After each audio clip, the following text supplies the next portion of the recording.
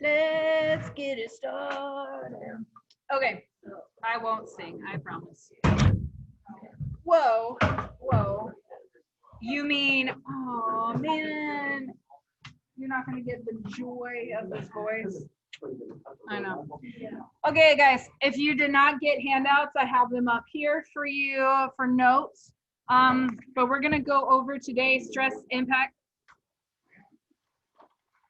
We're gonna go over today on stress impact on athletics and exercise both, okay? So, just even, nothing wants to happen. There it is. Okay, everyone has a different face of stress.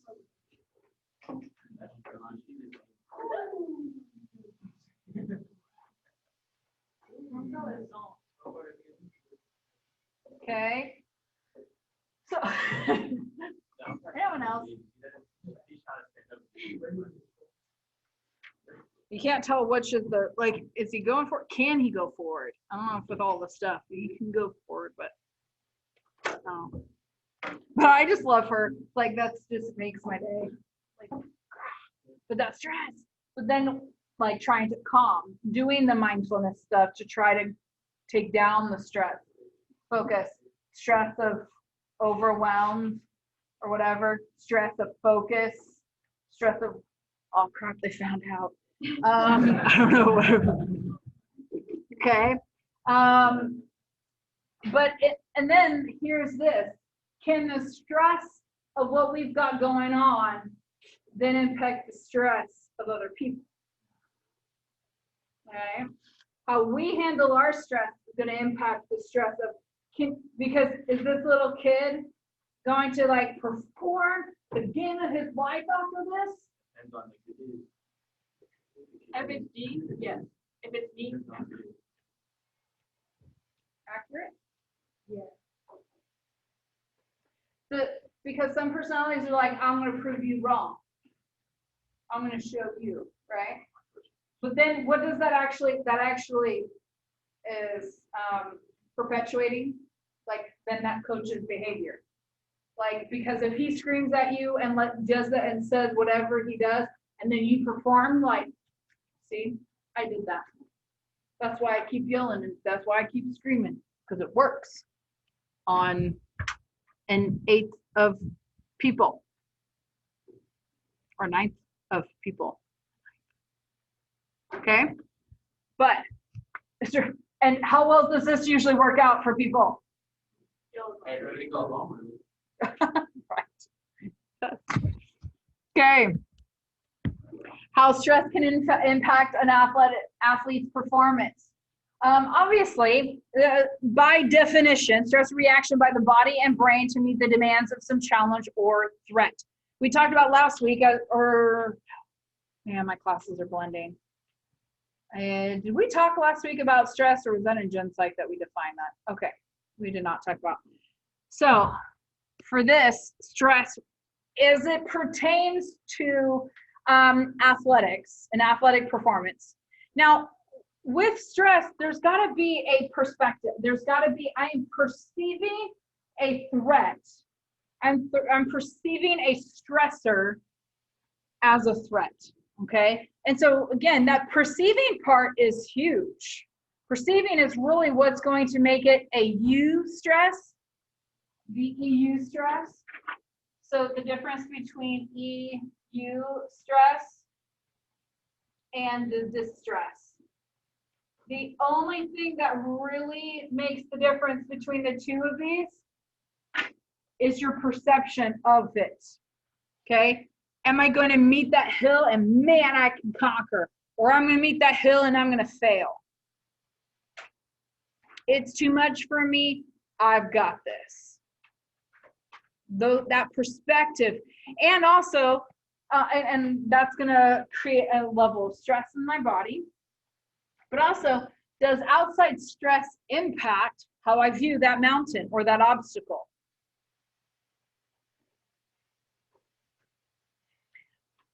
Does outside stress impact the way, or how does outside stress impact the way I see that obstacle or that team, Bellevue. Whatever your Bellevue is, whatever your team to beat is. What's your team in softball to beat? Okay, not cute. Okay, it's a challenging team. Okay, so does that make, okay, so I'm sorry, I wasn't clear. So that was a question that, not a rhetorical. Okay, how does outside stress of life or whatever's going on outside of the field or court impact how I perceive that obstacle, that challenge, that Bellevue or that MACU or that whatever team is like the team to beat? Okay, how? You have all the added stress, and you already like have the stress of that game. It's not coming from the correct place. Correct place. Where like soccer, the soccer game, there comes stress or even get like naturally. Those are hopefully good. Mm-hmm. Whenever you take outside stress for them. Yeah, because to a point, I'm coming back to you. So we all have a threshold of stress, okay? So let's say, here is our peak, and then it usually does like this, okay? And so like here is our optimal, like when at our optimal, okay? Kind of peak, that's the eustress, that's when we're at the best, right? But when we've, kind of like what Christian said, when we're like already, if we come into the game already at like, let's say this threshold of stress, I'm coming into the game, I don't have a lot of threshold, right? But if I start, and when I come into the game of the, like Joe, then I have all of this, and I'm waiting for like the last 10, 15 minutes where the stress is really getting at you, I can really use and harness that for that time. Or this could even go a little bit longer, but I can build and build and build. I have a lot more threshold. Whereas this, we see this, honestly, a lot of, I'm going to think about in basketball terms, but a lot of halftime teams. This is what people ask a lot. Why are they, I'll say this about the guys team in particular. They're great halftime teams. But I think a lot of it has to do with this. They're coming in here. And so their threshold has already been met. And then they make stupid decisions. They make stupid, lazy choices in that second half. And what we see as they just gave it to them. Have you ever seen those games? Regardless of who. We've seen that in professional games. You just literally gave that game. We see that in football. Yeah, Super Bowl, right? Yeah. Okay. So, what were you gonna say? Negative stress, you could have a discussion or have a negative, and then bringing that to like the sports side, as opposed to like having that sport as your fun. And Yeah. like another thing you have to do, another thing. Yeah. Oh, yeah. That's such a good point. Because when you guys started practice and you just like came on campus, wasn't it like, I'm so excited. I can't wait for a pickup game. I can't wait to like just get with the team and okay. I can't wait for Hell Week to be over and then we don't like that first 2 weeks of Hell Week. Is that fair? Right. No. But like, I'm ready to get playing. But now I'm already hearing, I still want to throw her under the bus, but I won't. But I already hear some people like, hey, could you pray that our practice gets canceled? Hey, could you, like, I already heard from someone coming into this class, like, oh, I don't want to play. I don't want to do this, Okay? Like, this is why we don't talk ever. I'm going to get used as an example. But we're already like ready for, and I heard it from last year for some of the teams that went to playoffs. They're like, I don't want to go to playoffs. I'm so done playing. I'm exhausted. I'm over, like, and then they go into that in negative stress. And so I'm already like, we're actually starting on this side of things. You know, well, especially I think of women's soccer. Your playoffs are usually during finals week or hell week. So not on top of everything else you have, and you're exhausted. You've had the long season. You've had all of this stuff. You're like, dear Jesus, can we just be done? You know? So, yeah. So how do you change it? How do you change it?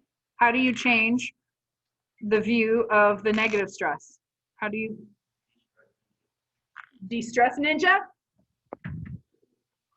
Oh, de-stress ninja. I was like, de-stress ninja. I'm like, I like that. Yeah, be a de-stress ninja. I was like, I'm really excited to learn about being a de-stress ninja. Now I'm kind of disappointed. I'm like, I am looking this up. No, it's about loans. I feel like that's an oxymoron right here. This is an oxymoron. Like, your loan, de-stress ninja. No, nothing about my loan is de-stress. Okay, so focus. What do you do about it? One is developing coping strategy of stress. One is handling perception of stress, a lot of it as well. Learning, I want to even go back to like, here's the difference between, this is the, like, right before playoffs last year. Like, that's what you guys were going into this way, right? This is someone who is preparing for preseason, or not for preseason, for playoffs, that is managing stress well so that I can show up and do. This is also someone who is negative perception. I mean, they will, like, it is funny seeing some of the pictures that get taken of you guys, like when you're like, especially the tongue people. I see that more in volleyball and basketball. But the tongue people. So like these two right here are such a good example of, and you see them in performances, and that's what also makes them elite athletes too. And what does set them apart in a lot of different ways is because their ability to manage stress, which is, some of it is mindfulness. We hear that term and we think it's so foo-foo and so little.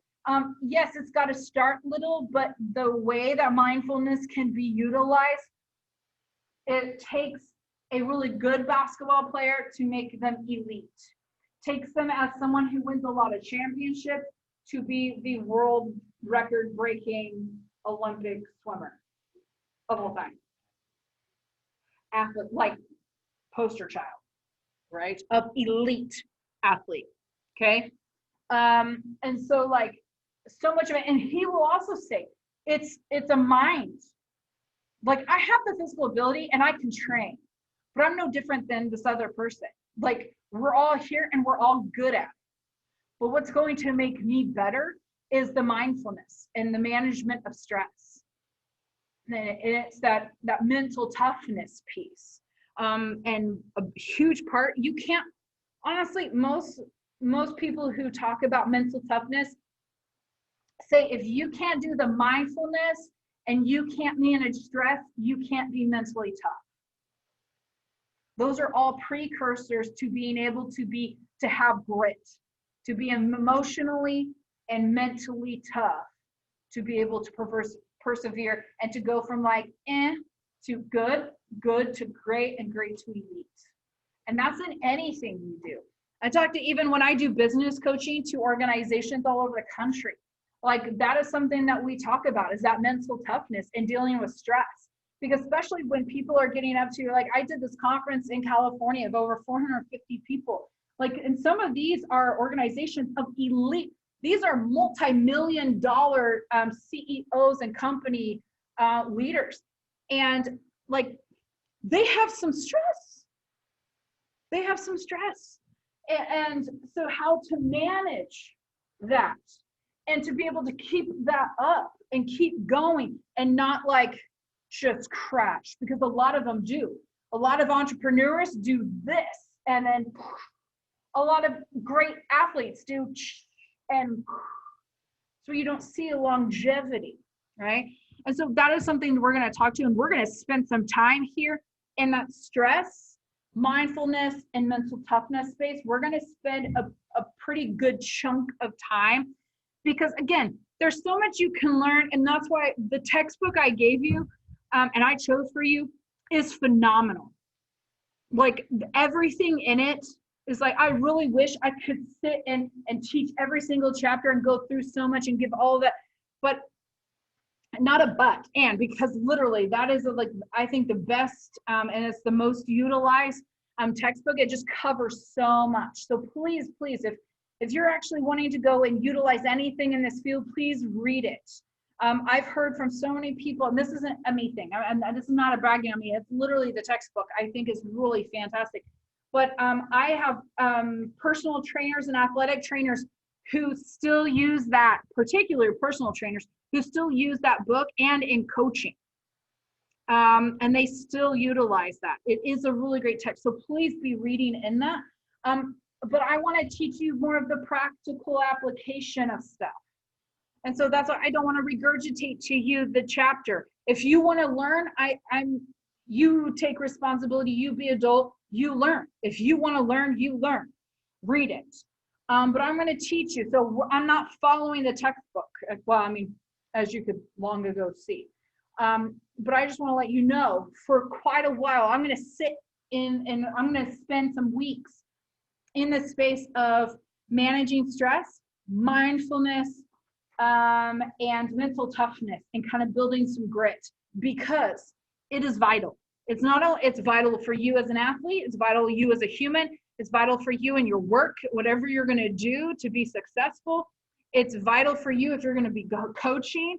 It's vital for you if you're going to be physical therapy, because you've got to be able to help them, one, manage stress, and to be able to get for that grit. How are you going to get them to help get them through the rough times? And athletic training, oh my gosh. It is not athletic training, personal training. Being a personal trainer, that is by definition your job. I mean, that's going to be a huge chunk of it, of what you do. Okay. So the effects of stress on brain, stress hormone. So I know I didn't directly answer your question. That's what it's going to be covering. It's kind of like, then what do we do? But it is going to be a huge piece of that managing stress. Effects of stress on the brain. Stress hormones as cortisol have the ability to cross the blood-brain barrier and impair these important cognitive processes. Okay, so if you've ever taken A&P, we know, or if you know your body at all, okay, we have kidneys, right? So picture of kidneys. And on top of the kidneys, we have these little triangle things, okay? On top of those are adrenal glands, okay? Adrenaline. Hopefully we can see the connection there. But adrenaline is the neurotransmitter, and cortisol is the hormone, okay? So hormones can pass the blood-brain barrier, whereas adrenaline basically is more of like your autonomic nervous system. It affects the nervous system, okay? But that cortisol will literally infiltrate every part of your body. And cortisol is great for like a week or two. It's the thing that, has anyone ever like not slept, maybe slept like an hour or two, and man, that next day, you're like, whoo, I feel like Superwoman, yeah, or Superman. You know, like, I've got this. I got so much energy. I didn't get any sleep. How do you feel the next day? Right. Adrenaline crush, right? And cortisol. Because cortisol, and both adrenaline and cortisol, they get pumped into the body at the same time. They're just think of them as like brother and sister, like identical twins, or fraternal twins, okay? And so adrenaline we have adrenaline crashes. Adrenaline will naturally kind of come out of the body. You pee, it'll come out, okay?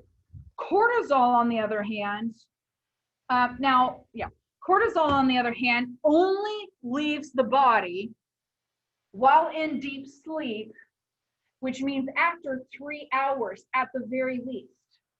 And so it's actually a process there, there's a lot of other things that your body will only do and can only do during that deep sleep.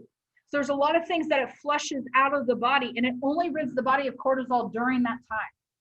So if I'm not getting enough sleep, that cortisol is just staying in my body. So it's actually making me what we call hypervigilant. So it's kind of like, I'm more twitchy. I'm more like,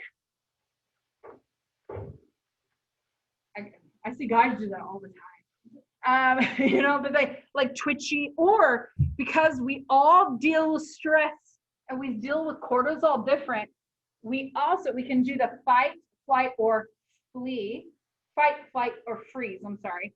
And sometimes when we get so overwhelmed and so stressed out, we freeze, and we actually are so much more tired than usual.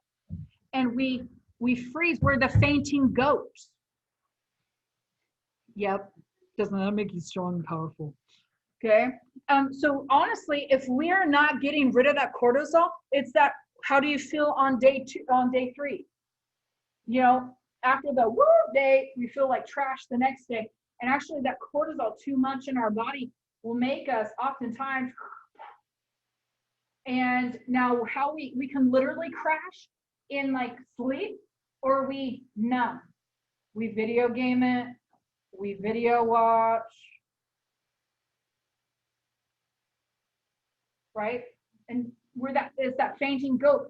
We're not dealing with, and we're not flooding out of, yeah, I have a lot of fainting goats in my classes. Okay. But we also, do we have any people who might be just a tad bit, a little bit more like irritable or snappy, or I'm gonna like rip your head off your shoulders if you come at me sideways, right? I will be like, there are moments, like I'm really, after the whole like counseling class thing, I'm really having to like start to like analyze myself. Am I in it? Because there are moments that I'm like, damn, you may really help me. No.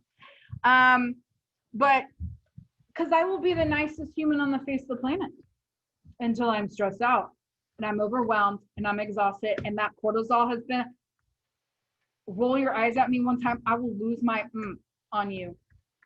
Like, or you speak sideways to me and I will like,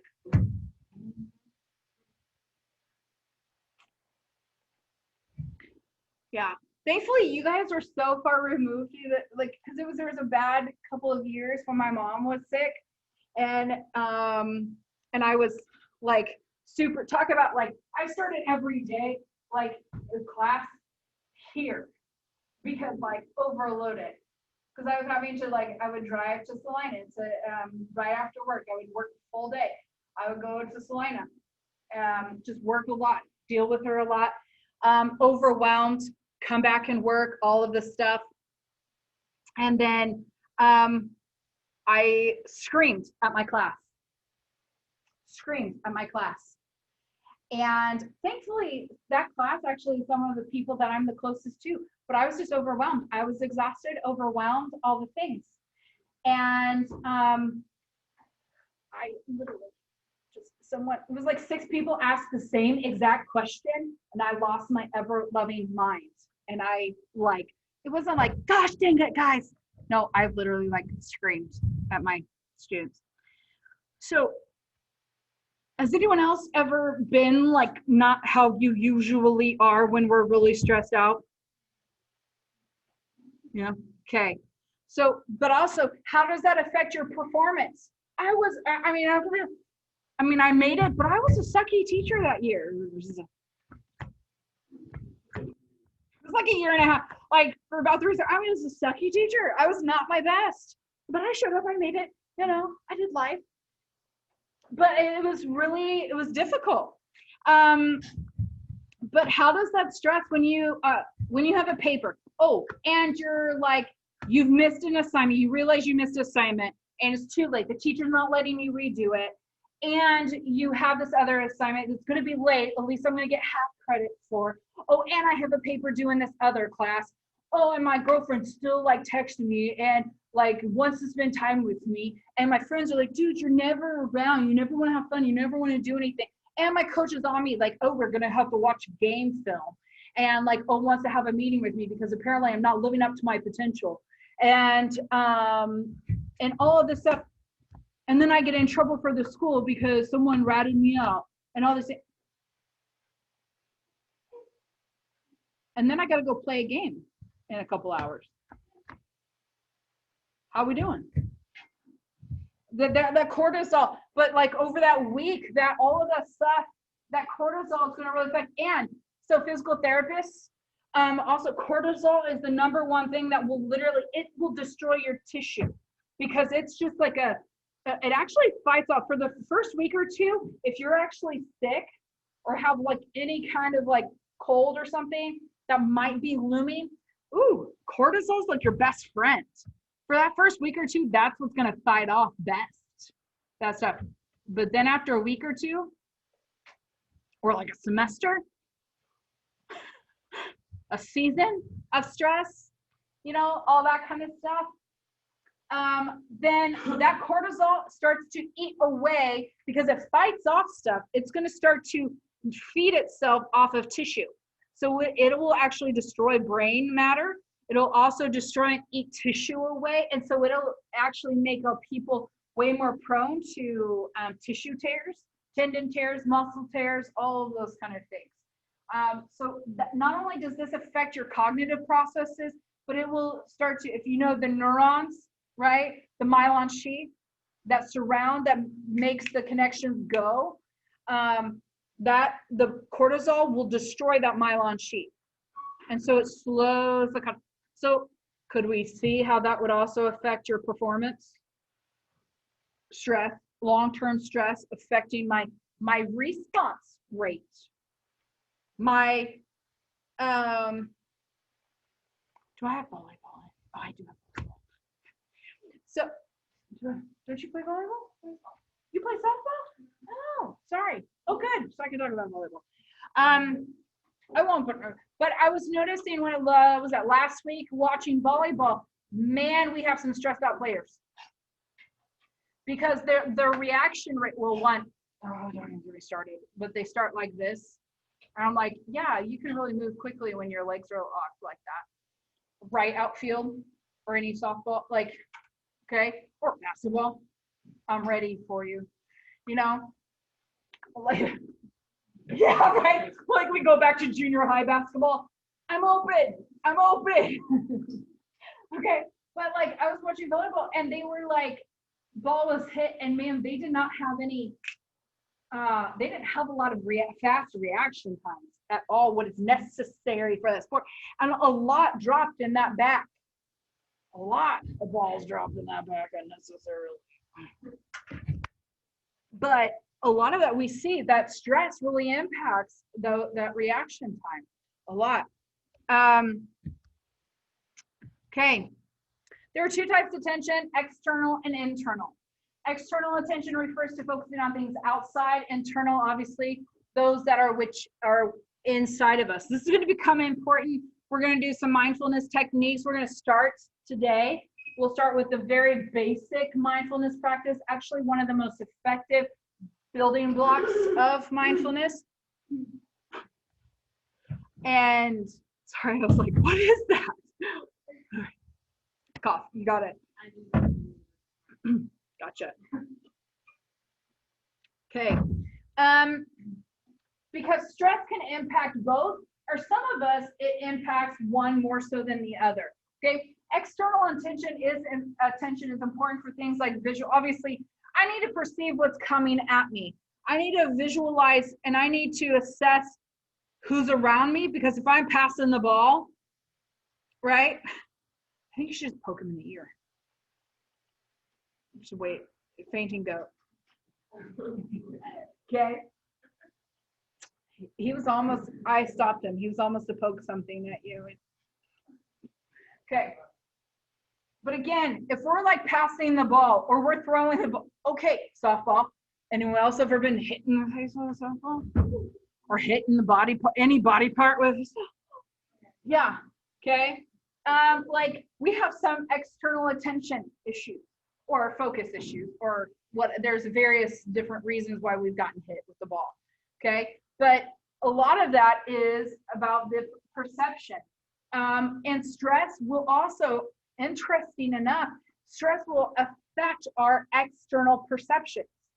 So things like it can be even off. What seems something's coming faster, so it can affect our swing. Even I think in soccer about the, turf versus field grass, and then the perception of how the ball is going to bounce, how the ball is going to roll. That is all going to shift for you if you're more stressed out. How fast a ball is coming at you, even to do a header, things like that. But especially, I even think in running, the course is going to seem a lot longer when we are tired, when we're exhausted, when we're stressed out. All of those things can really affect the external stimuli and how I perceive that to be.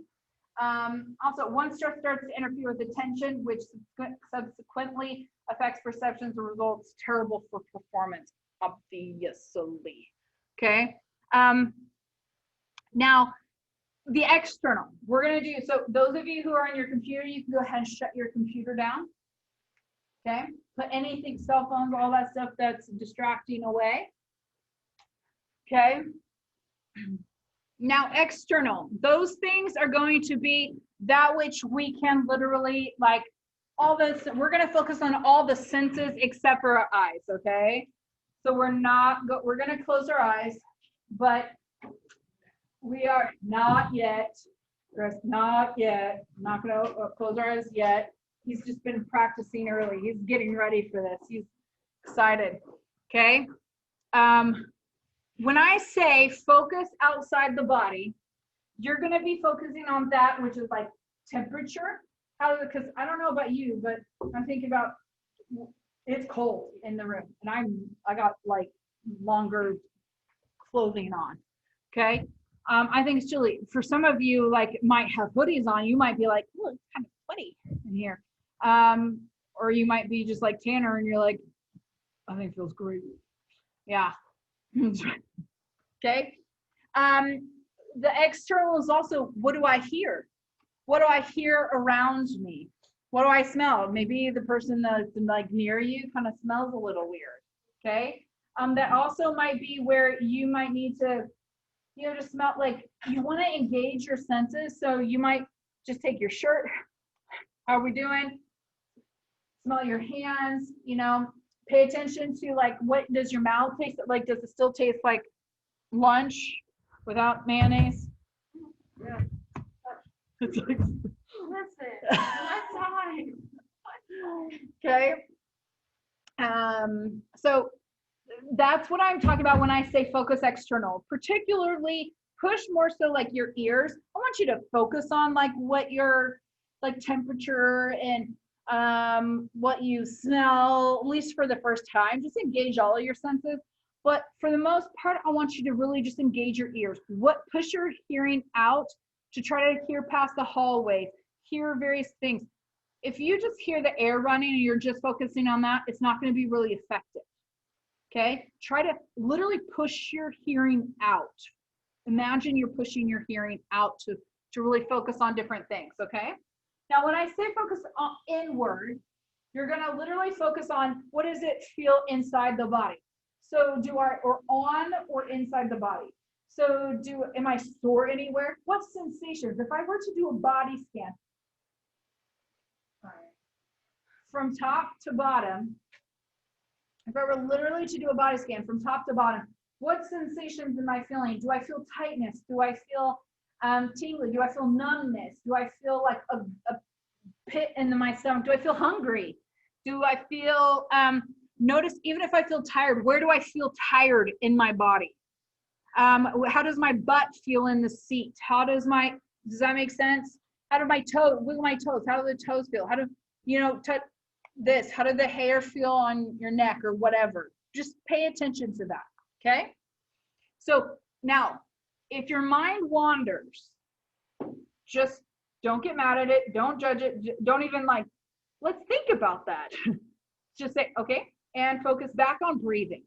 Just go back to focus on breathing, and then either if we're on the external or internal, then focus back on that, okay?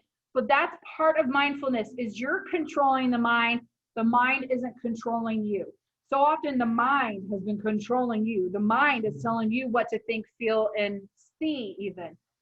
You're going to take control over the mind, and you're going to tell it where to focus. Does that make sense? So those of you who like control, this is the activity for you. You want to gain control more over your thoughts, your mind, your emotions. This is it, okay? This is the very basic level of mindfulness, okay? Go ahead and get comfy. Put everything down. Put away things if you want. No, you're going to sit. I want everyone actually to sit up straight. Okay? You can either put your hands on your legs or on the table, whatever, but you need to sit up straight. Okay? Because I want you to actually engage in this. And guys, this is the building block. So for what we're going to be doing, I need you to really actually do this. And honestly, it is only as effective as you do it. Okay? That's the thing with mindfulness. It's an internal choice to do it, because you can literally just, I'm going to close my eyes and just check out. You're not benefiting you. Okay? Okay, go ahead and close your eyes. Okay. Take about 2 or 3 deep breaths in through your nose, out through your mouth. I'm trying to slow your breathing. Try to see if each breath you breathe in, you can beat the last one in slowing down.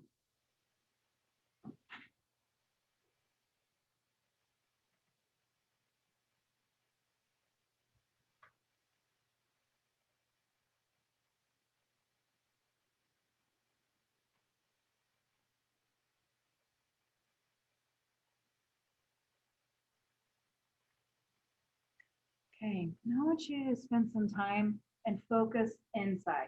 Focus internally.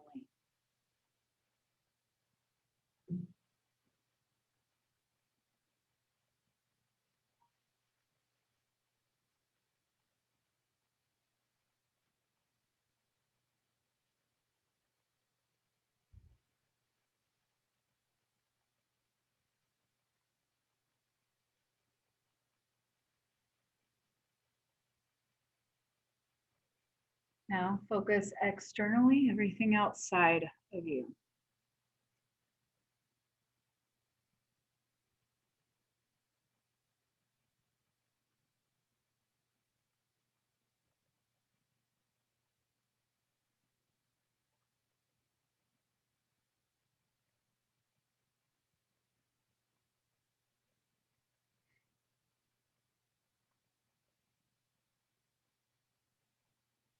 Now focus back inward.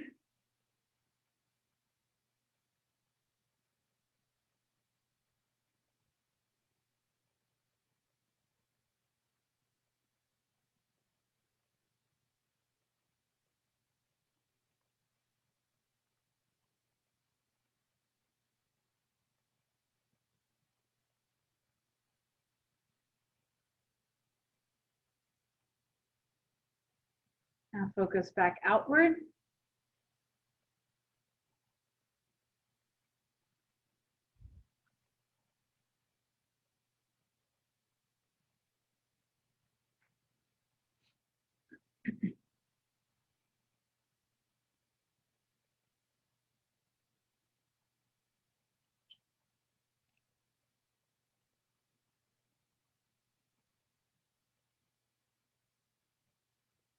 Focus back inward.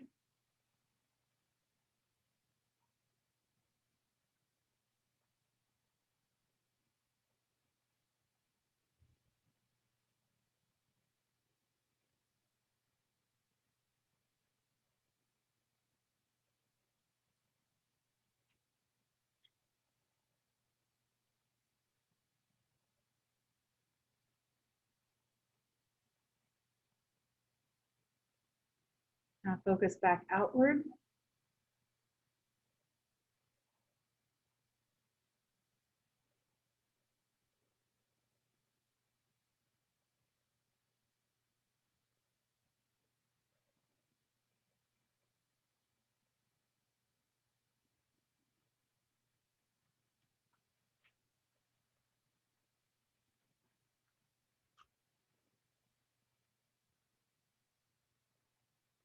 Focus back inward.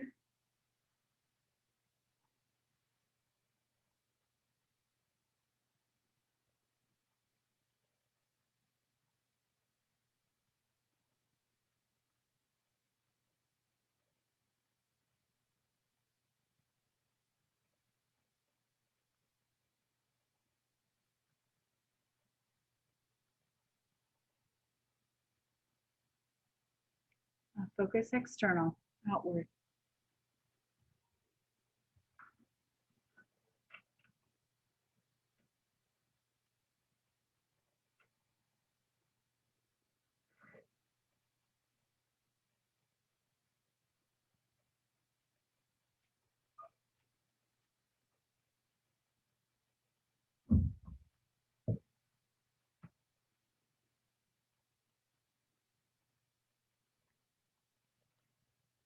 I want you to take a couple of deep breaths, slowing your breathing, focusing on just how that feels going in through your nose, how it feels filling your lungs. Just really focus on how that feels in your body as your chest moves up, how your stomach goes out.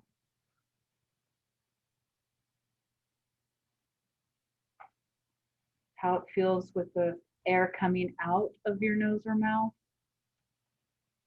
Really paying attention to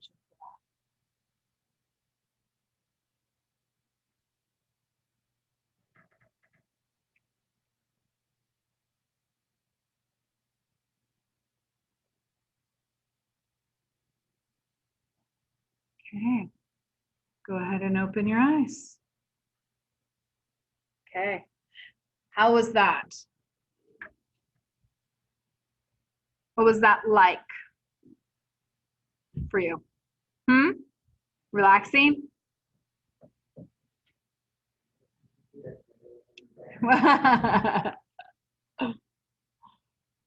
What did you notice when you were focusing outside, externally, outward? The door? Clock, yeah. It is. It's interesting. We don't notice it until it's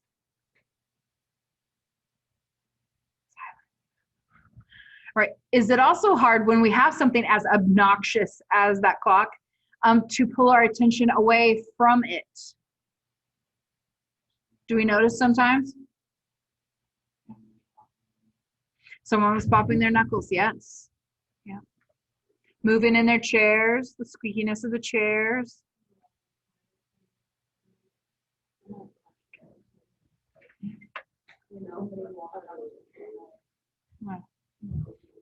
Okay, yeah, and it is really interesting sometimes when we can especially when we're in some other rooms that are close to the road, hearing the cars go by, because we kind of have to push our hearing outside just a little bit past the doors sometimes. But that is a really good, who had trouble at least once or twice, like the mind wandered and we had to pull it back? Yeah, that's pretty common. And the more you practice that, the better that becomes, where it's a lot less, or it's a lot, we notice it quicker and we pull back quicker. We're not relying on a voice to bring us back to inward or outward. Now, guys, that was 5 minutes. It was a little 5:15. It was only 5 minutes. That's all, right? It felt a lot longer. That was only 5 minutes with all of the breathing and the in and out. You only did the in and out for 3 minutes. Okay. And so that really, or no, I'm sorry, you did the in and out for 4 minutes. So that's why it was a little over 5. We did a little bit of extra breathing there at the end to focus on the breathing, how it felt in your lungs. But there's nothing magical. I did every 30 seconds. shifted from in to out. There's nothing magical about 30 seconds, but that's something you can do on your own. That is like one of the, if you think about, want to like do a pull-up, like you start by like building strength just hanging, right? And then you build strength by like going there and slowly dropping, like a push-up. You might start on a wall. You might then start on your knees. You might start in incline, and then you're on all fours, and then you're doing, or I'm doing the triangle, whatever it might be. We progress, right? This is the hanging. This is the doing it on the wall at a little bit of an angle, like at a little bit of an angle. Okay, that's what this is. But to build that so that you can do more mental toughness side of things. Because if you don't have control over your mind, you can't take control over your stress. And you don't have a lot of control over mental toughness at all. Mental toughness is not feasible without mindfulness, or if you having control over your mind and where you think and your perspective. I tell you, like it might seem, and again, this is like basic. This is very basic mindfulness practice, but again, if you can't get this, we can't get this, right? We got to build on that. But I would encourage you, if this is something that you want to really grow in and strengthen in, I'm going to give you some more tools within this and steps to progress. But I would encourage you doing that about twice a day. It would be really great if you do it right before you go to bed. It's a great time because it's very relaxing. It's very relaxing going in and out, and then in the morning, also focusing inward, focusing outward, focusing inward, focusing outward. Like start your morning before you're even getting out of bed. Start that kind of, again, I'm going to take control over my mind. I'm not letting my mind control me. So it really helps, especially those who struggle with anxiety, those who struggle with depression, any kind of or stress type of things. It's really, really helpful. Or if you want to really grow in being mentally tough, and this would be a great place to start.